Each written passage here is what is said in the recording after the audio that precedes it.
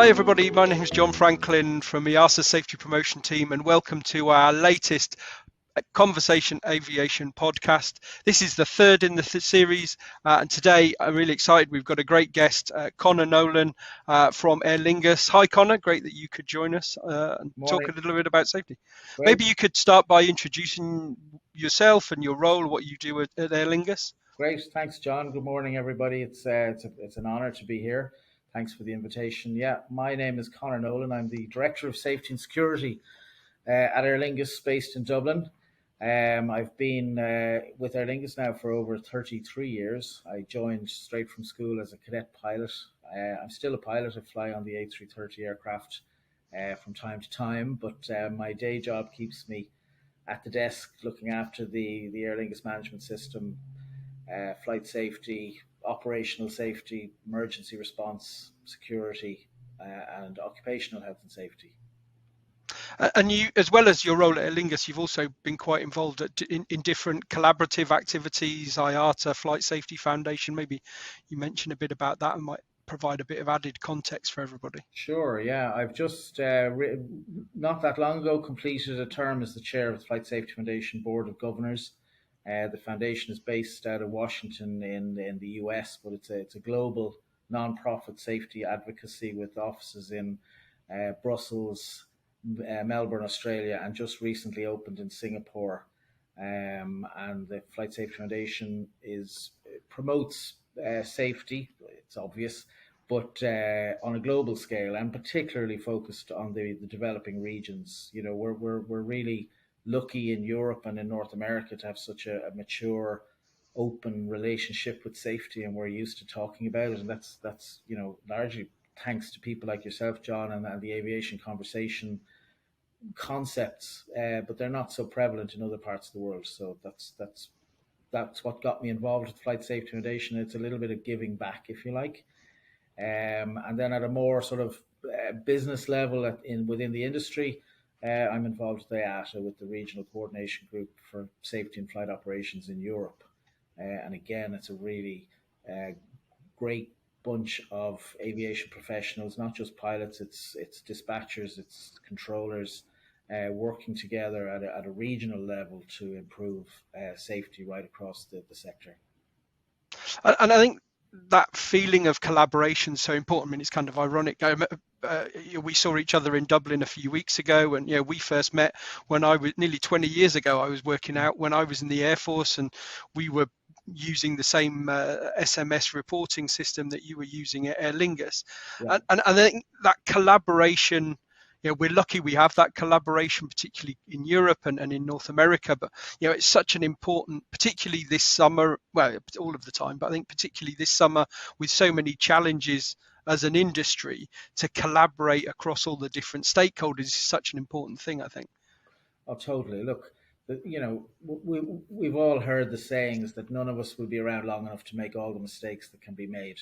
And in our business, learning from mistakes is such an important part of building resilience within the industry. And therefore, having those relationships and building relationships right across the industry for safety professionals particularly has always been very important to me. And as you said, each person you meet along that journey holds possibly one of the critical parts of information that someday you're going to need, and having the ability to pick up the phone or drop them an email to say, hey John, I have a problem, maybe you can help me. And that's what I've been doing since those early days when, yes, we met. Probably, I can't even remember where we met at this stage. I think it was at Heathrow. It was at the Vistair user conference in Heathrow. That's right. One of the hotels at Heathrow. Gosh, that's right. That really. My hair wasn't quite. It was a little bit darker at that point. So away it goes. And it was kind of coming back to some of the things we were talking about when we met in Dublin a few weeks ago.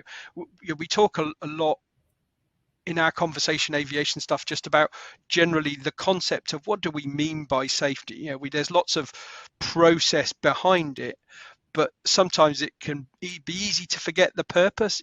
What does safety mean to you, and how do you do that in Aer Lingus? That's such a good question, John. It's a great philosophical question, isn't it? Great way to start a Monday morning. We're recording this.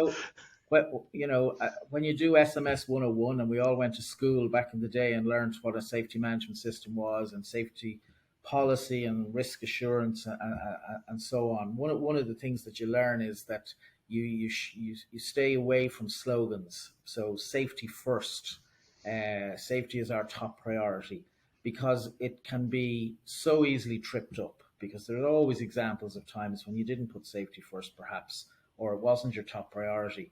But funnily enough, as we went into the pandemic, we really saw, a challenge to the safety culture and safety management systems across our industry that was unprecedented. The pace of change and the depth of the crisis that we were clearly heading into really did shake the foundations of what we do and how we do it. And when we look back now, it's very obvious that there were times when we didn't put safety first. We put survival first, or we put public health first, and aviation safety came second. And yes, we worked really hard in a reactive mode to close the gaps and make sure nothing fell through those gaps. And we did a good job collectively as an industry to make sure we did manage safety. And as we came out of the pandemic, we got better and better at collaborating and learning from the opportunities that presented through the pandemic, so that we came out of it stronger. And hopefully now, as we head into this first full summer of real operations, we will reap the benefits of all of that learning. But back to your question, what does safety mean? Here at Aer Lingus, we took the opportunity during the pandemic to say, really, as we look to the future, we can't rest on our laurels of how we survived the pandemic, and what we did before is going to be good enough to sustain us into the future. So we actually went back to basics and reevaluated our core values, and we worked with our leadership team, but we also worked with our staff, and we asked them what is important, what should our values be as we head into this new normal, as it's now called. And to cut a long story short, the first value that came out of all of the workshops that were conducted, the very, very strong, clear message that came from our staff, is that we have to put safety first. There is nothing more important. And that is our first value now that we've published to our people. But when it happened that it was published, I can't say... I remember you telling me about this, yeah. I can't say I was the happiest person in the business, which came as a little bit of a surprise to our chief executive and our accountable manager, who said, "Well, you're the safety director. I thought you'd be delighted." And I said, "Well, I'm gonna hold your feet to the fire on this one. What does safety mean? If you're going to say it's our top priority and there's nothing more important, you've got to be able to articulate what does that mean. How do we live that value every day?"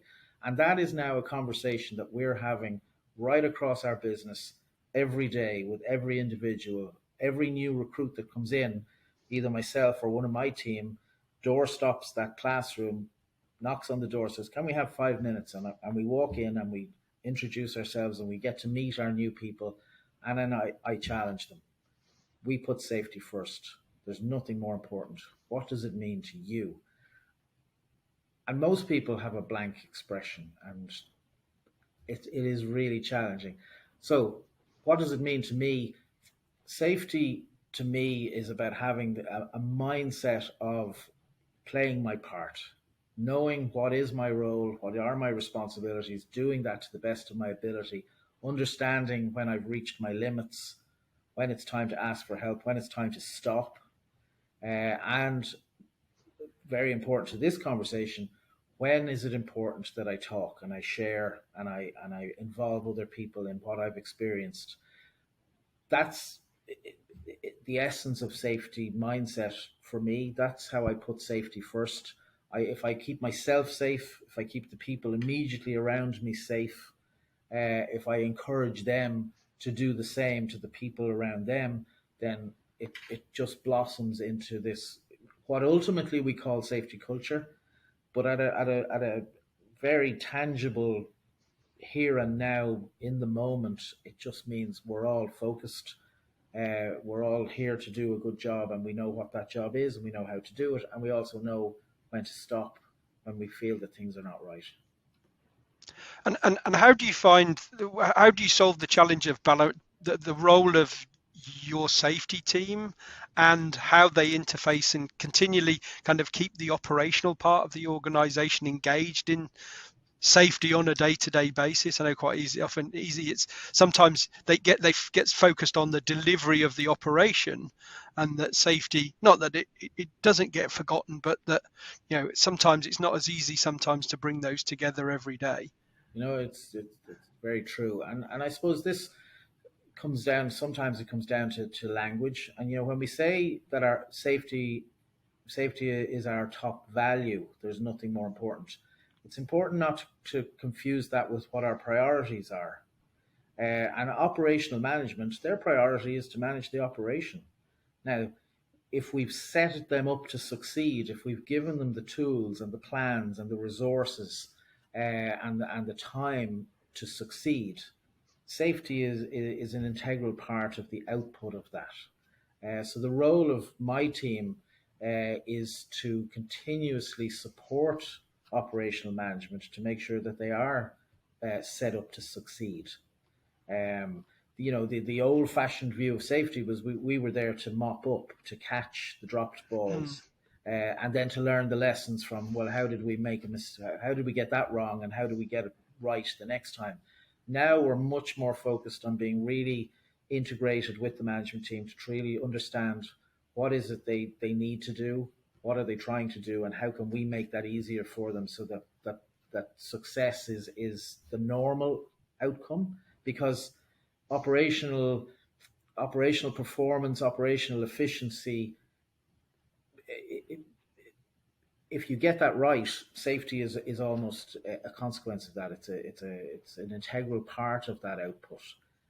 So safety is a value that we bring to all of those conversations, but the priority is getting our customers from A to B.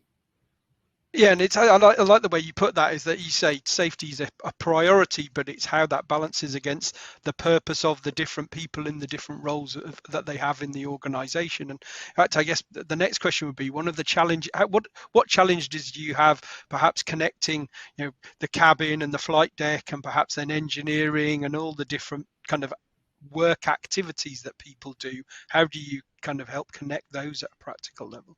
Yeah. So like everybody during the pandemic, we saw a little bit of a retrenchment towards that sort of old-fashioned silo mentality where everybody was back in the little huddles. So that has been a challenge, getting people back into classrooms, getting people back into huddles, talking to each other, and thankfully our flight crew and our cabin crew and our engineers, um, they they're largely still the same people that were here before, so they've very quickly got back to what we would consider to be normal operations and conversing with each other, and the whole crew resource management and threat and error management and all of those good tools that we've provided them with are still very effective within the operation. Where we see the biggest challenge, and I see this not just in our company but across the industry, is of course in the areas where we're struggling with resourcing to attract and retain talent at the lower end of the spectrum, if you like, which in the past might have been called seasonal manual work or clerical work, but it's so fundamental to the success of the operation. So in our ground operations, whether it's on the ramp or whether it's in the terminal, and even in some of the support functions in our offices, where we're really struggling to attract people into the industry, aviation isn't as attractive as it once was. There are other, if you like, minimum wage manual jobs out there that pay just as well and don't require you getting up at 4 a.m. and standing out in the cold. They're the people that we have the challenge talking to. And where I see the biggest challenge is, if you listen to the noise that emanates from the media around the aviation industry, they keep talking about this sort of systemic threat from the erosion of skills and this influx of new, unskilled, inexperienced, incompetent workers. And I have a concern that will become a self fulfilling prophecy unless we actually really talk to our people, our new people, and welcome them into the business, and really enforce to them how important they are. That they might be new and they might be inexperienced, but they are still a really important cog in our machine. Every one of them has a part to play, whether they're here for 6 months for the summer or they're planning to stay here for a career, doesn't matter. Every day is important, and everything they do every day is important. And we need to be really careful that we don't make them feel like they're part of this problem that the industry keeps Mm. talking about. They're the solution to the problem. We're trying to Yeah, get the completely. best people every time we go out recruiting. We're trying to get the best people we can get, and the people who show up on the day, they're the people that we need to mold and turn into the actors of the future. So a big, like, for the last, since the start of this year, you know, obviously my team have day jobs, and that's the normal management of the safety management system and compliance and security and so on, and processing safety reports and doing investigations and all the good stuff that we always do. But I've given my team a really strong mandate to get out of the office and get into the classrooms and get down onto the ramp, into the pier, into the hangar, meeting all these new people and really engaging them in these open conversations about why are you here? What does safety mean to you? When we say safety first, tell it back to me. What does that mean to you? And helping them to understand that they have an important role to play. Yeah, I think that's such an important thing. Is it's that connection. Like you say, we know there are challenges with staffing and getting filling certain of these jobs, but yeah, actually, it's the way we embrace them into our organizations, the way they feel part of a wider industry almost, that we've grown up with as part of, and so many people take that passion and kind of develop through their careers, is to get that same passion and that same feeling of purpose.